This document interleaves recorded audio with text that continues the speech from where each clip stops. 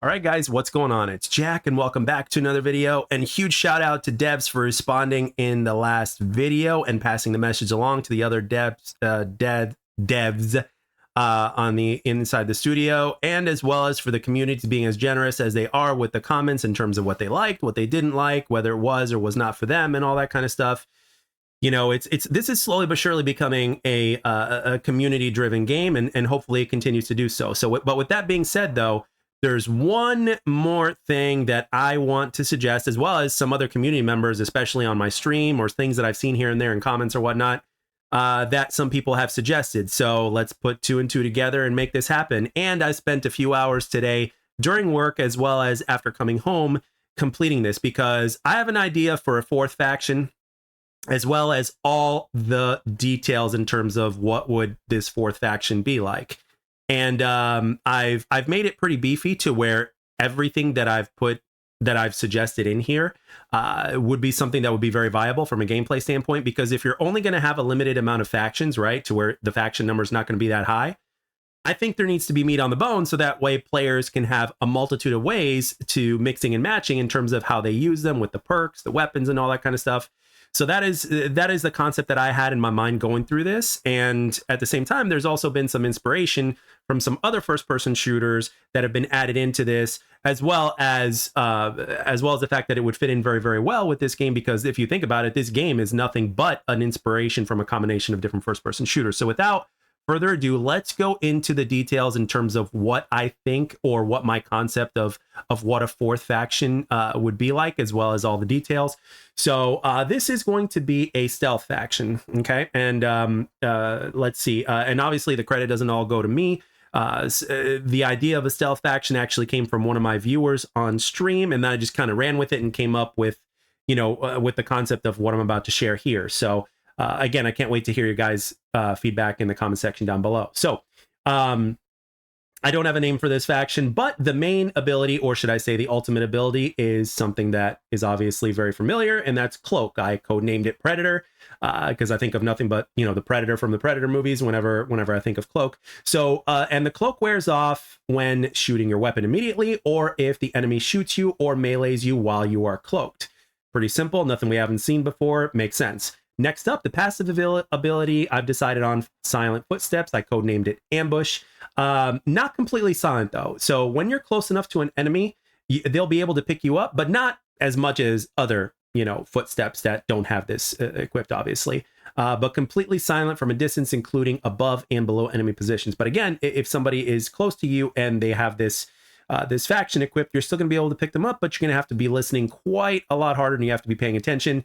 But if there's a lot of fire going off, you're obviously not going to be able to hear them, because footsteps in the game are pretty significant in here. So this would make a definite difference. Okay, next up, we've got the equipment in all three of them. So the first piece of equipment that I would suggest is a radar disruptor. So this is basically a device that disables enemy radar within a certain radius. Think about the radar jammer from Call of Duty Black Ops 1. I think when playing objectives, this will be absolutely amazing. Next up, we've got the suppressor, which is basically a silencer attachment for primary weapons only, not for secondaries, but for primary weapons. Next up, we've got what I call the amplifier, and basically what this allows you to do is it allows you to hear enemy jetpacks as well as slides. Those are the two forms of movement that we can't hear in the game. I mean, you can hear your own, especially as far as jetpacks are concerned, but you cannot hear enemy jetpacks. And what this allows you to do is it allows you to hear that. All right, next up, now we're getting into the really good stuff right here. So we've got the perks over here. So the first perk I have, and again, this is not, I didn't separate this from perk 1 and perk 2. So I'm going to let you guys, the community, as well as the devs, like if you were to take this concept and run with it, or some of it, you guys can decide obviously which ones belong in perk 1s and which ones belong in perk 2s. So I'm just going to read them from up to down. So the first one I have is a disruptor buff. So basically what this allows is for increased radius of effectiveness of the radar disruptor. The next one that I have is what I call the parabolic receiver. And what this does is it allows for enemy suppressed weapons, they can be heard as if not suppressed. So if somebody else is using this faction, guess what? They fire their weapon, it's going to make the sound as if it wasn't suppressed.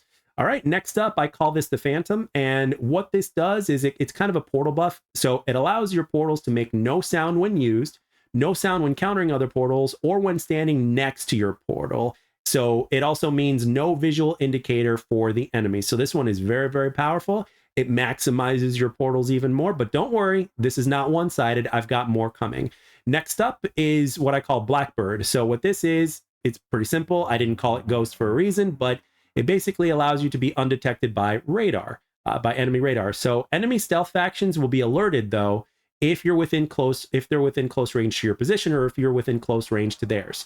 But they're not going to be able to detect you like a regular radar can. So if you've got this thing equipped, basically, if you're close to an enemy, if you're close enough, it's basically going to do something similar to like what Call of Duty World War II did, to where it kind of scrambled your radar if you were close, but obviously you didn't show exactly where you were, or like a Sixth Sense sort of thing from Call of Duty Black Ops 3, to where it gives you a notification that somebody whose stealth is nearby, but you can't tell where. You just know that they're close.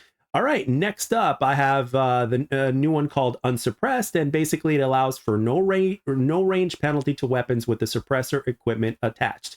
Next up, we've got what I call Ambushed, and it allows for double the melee speed and one-hit melee kills from behind. Next up, I've got Headhunter. So what this allows you to do is it allows for headshot kills to refill your health instantly at the snap of a finger. Next up, we've got what I call Clueless, which means no visual or audio indicator to enemy while taking an objective. So what this means is if you're taking an objective, the enemy is not going to be able to tell visually, across the map, or the announcer is not going to say, hey, enemies are taking B or whatever, or something like that. Or whenever you're specifically taking it. Now, if your friend, if your buddy on your team is not using the faction and they're taking it because you're taking it as well, it applies to them as well. However, if one of your teammates ends up taking the B flag, but you're not on it, obviously the enemy is going to be able to tell that the B flag is being taken. However, if you're on the objective, whether you're alone or with a buddy, your enemies will not be able to get a visual or audio indicator that the objective is being taken. The only way that they're going to be able to tell is if they actually just see it like the hard way, right? So, all right, next up, I've got one called Transparent, and this allows you to see through enemy portals, the red ones, as well as your friendly blue portals as well. It allows you to see through those portals. Next up, I've got and this is one of my favorite ones. This one is called Team Player. So what this allows you to do is it allows you to take objectives faster, such as capping flags from, like, let's say domination. You get to cap them faster. And again, if your buddy takes the flag at the same time while you're on it, the flag is going to be capped even faster. When it comes to the games like split ball, your default movement speed with the split ball is going to be even faster. And if you're playing Firecracker, or perhaps a future search and destroy like game mode for ranked, for instance, or even in pubs, you're going to be able to plant and defuse the bombs even faster. As you can see, this comes in handy greatly when it comes to playing OBJ modes. And I know a lot of you would absolutely love that because you guys love your OBJ modes. And of course, playing the OBJ is what gets you the win. So this would incentivize players to play OBJ games even more, as well as playing the OBJ even more. And even if you're not using this faction and one of your buddies are, guess what?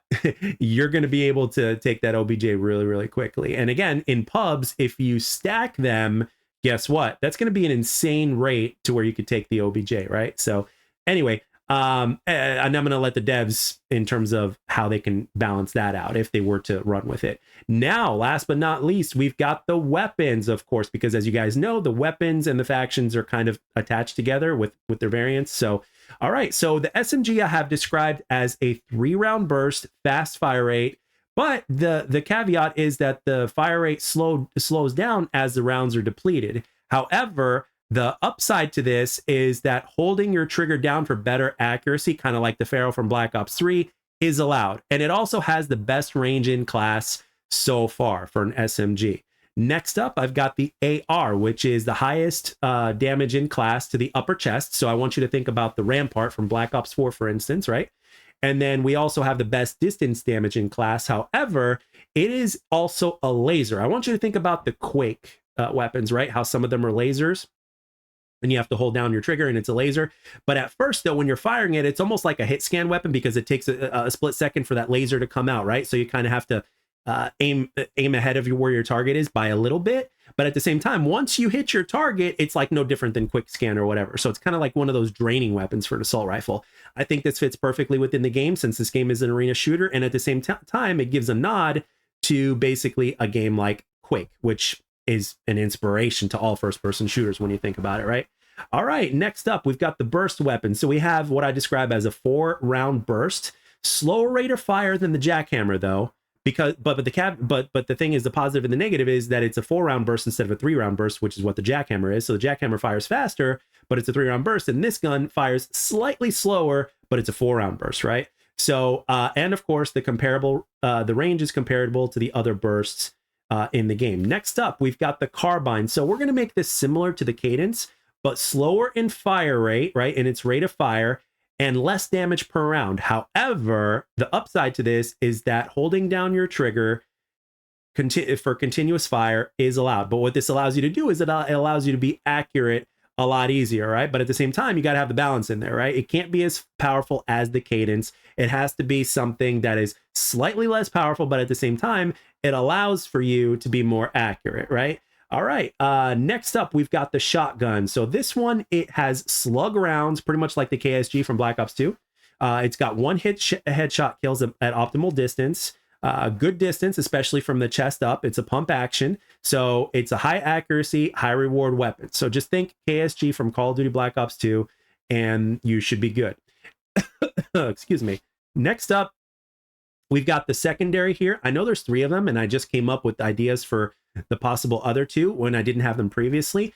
So the secondary I describe as similar to the assault rifle, but with much less distance and damage, right? So, but the positive side to this is that it's a non-projectile, aka hit scan weapon for immediately accuracy and balance. And because it's secondary, you got to have, the rate of fire be pretty good, so that way it is viable.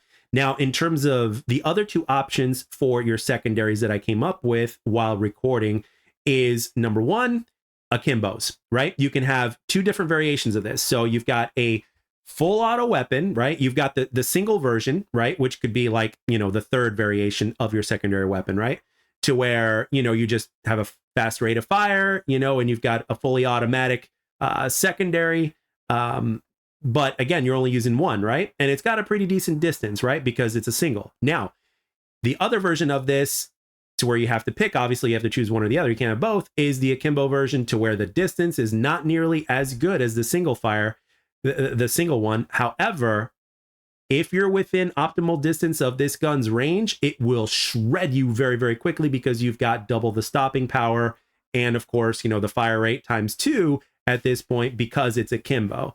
So again, think, what am I thinking? I'm thinking of the, what are those weapons from Black Ops 2 that I'm thinking? They're on the tip of my tongue. But anyway, I can't think of them right now, which I can't believe it. But anyway, you guys know what I'm getting with this. So that is pretty much my concept for a 4th faction. And I also hope to a certain degree that, that something like this kind of sparks ideas from the community as well as the devs as well, in terms of different things that could be added into the game in their own way, if that makes sense.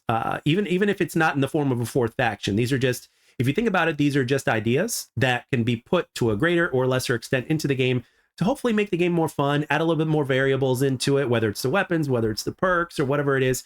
And you never know. I mean, we might even get a 4th faction, obviously, but this is not all about me. This is also about the community. So I want to know in the comment section down below, what do you like about this concept? What do you think of the perks? What do you think of the weapons? What do you think of the ultimate ability, the passive ability? What do you think the names of the weapons or this faction should be? Let me know down in the comments section below. And of course, shout out to the devs for listening. And I hope they heard this one, and I can't wait for them to at least give a little bit of feedback in terms of what they think about this particular concept. And I hope they pass the message along and to see what we can do with a concept like this. Again, whether it's a lesser degree or a greater degree.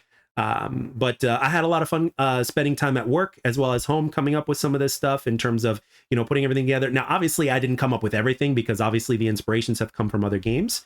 But at the same time, this game, that's exactly what this game is. It's an inspiration plus with portals that are from other games for, for a great gameplay experience. So, But anyway, guys, I'm going to end it here. Let me know in the comment section in terms of what you think, as well as some feedback. And as always, I'd like to thank everybody for taking the time to watch and or listen. I hope you enjoyed the video, and I'll catch you guys on the next one.